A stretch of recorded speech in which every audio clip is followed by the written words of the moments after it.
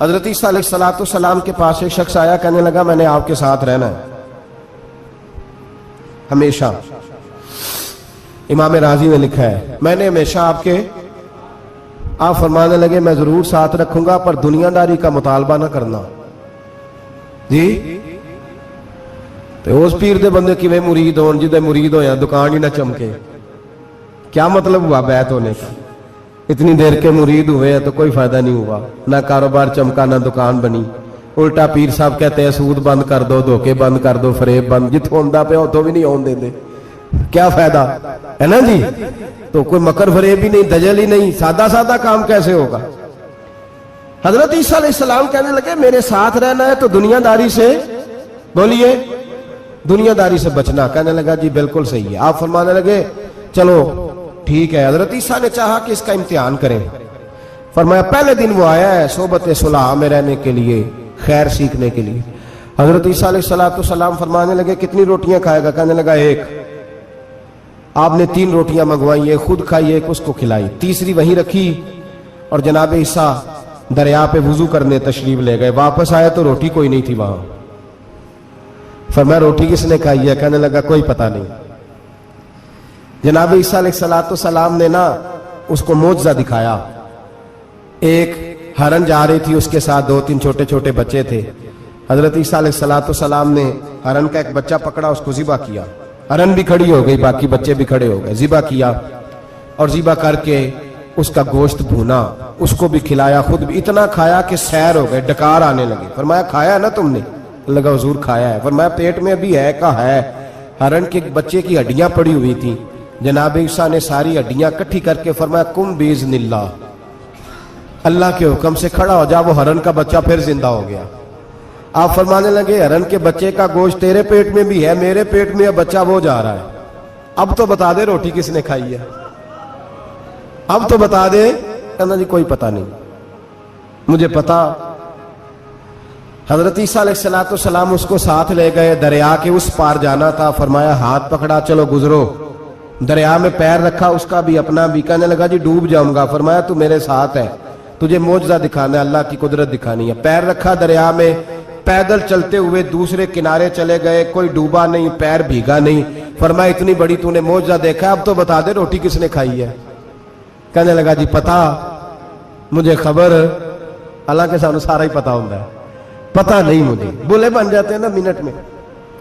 حضرت عیسیٰ کہنے لگے میں اللہ کا پیغمبر ہوں، مجھے منوانا آتا ہے. دریا کے اس پار گئے تو ریت تھی، صحرا کا علاقہ تھا. جناب عیسیٰ نے ریت کٹھی کی، چھوٹی چھوٹی ڈھیریاں لگائیں. 3 ڈھیر ریت کے لگ گئے. 3 ڈھیر، جب 3 ڈھیر لگ گئے تو جناب عیسیٰ علیہ السلام نے پھونک ماری، وہ ساری کی ساری ریت سونا بن گئی. حضرت عیسیٰ علیہ السلام کہنے لگے یہ 3 حصے ہیں سونے کے، ایک حصہ میرا ہے، ایک تیرا ہے، اور تیسرا اس کا جس نے تیسری روٹی کھائی ہے. کہنے لگا جی میں نے کھائی ہے. تیسرا حصہ اس کا جس نے تیسری روٹی کھائی. کہنے لگا جی روٹی.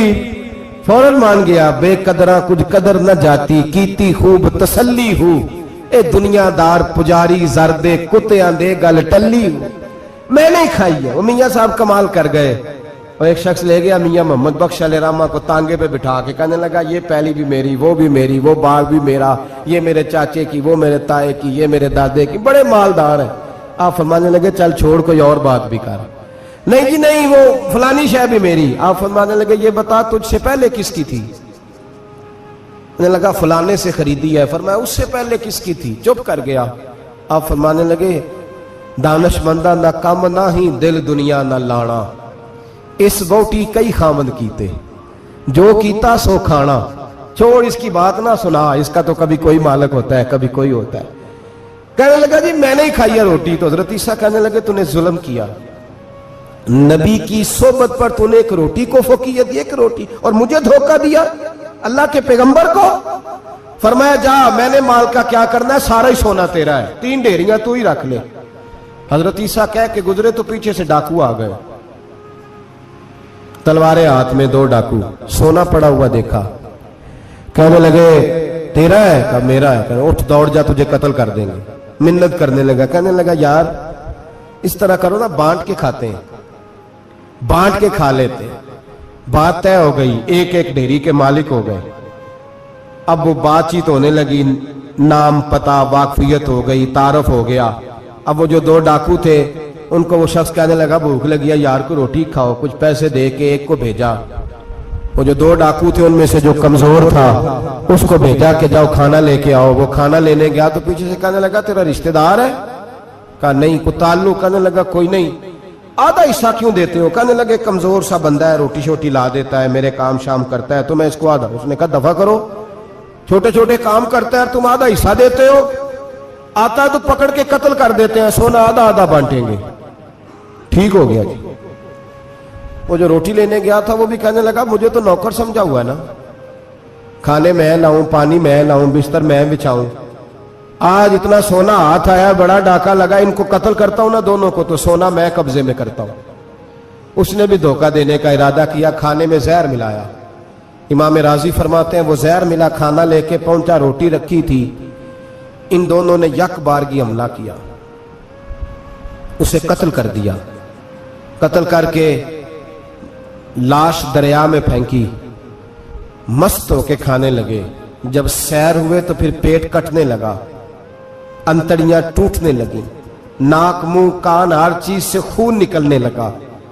चीखे मारते कोई सारा सोना ले ले हमें बचा ले, सारा कुछ ले ले जान बख्श दे, रोने लगे तड़पने लगे, लेकिन अब कोई बचाने नहीं आया, कोई दाद रसी को ना आया। तीनों लाशें एक दरिया में, दूसरी वहां, मर गए, मुर्दा हो गए। हजरत ईसा अलैहिस्सलाम चंद घंटों के बाद गुजरे तो लोगों ने कहा हुजूर ये क्या है? फरमाया दुनियादारी का अंजाम, लालच का अंजाम, धोखे का अंजाम, फरेब का अंजाम। ओ भाई बीमारी लग गई सेठ साहब को, मालदार साहब को, चौधरी साहब बीमार हो गए, करोड़ों रुपया पड़ा तिजोरी में, लेकिन शिफा कभी खरीदी नहीं जा सकती, सेहत किसी दुकान से मिलती नहीं, धोखे से इकट्ठा किया हुआ माल वो पड़ा है सामने, लेकिन इसके मुंह से चंद निवाले नहीं उतर रहे।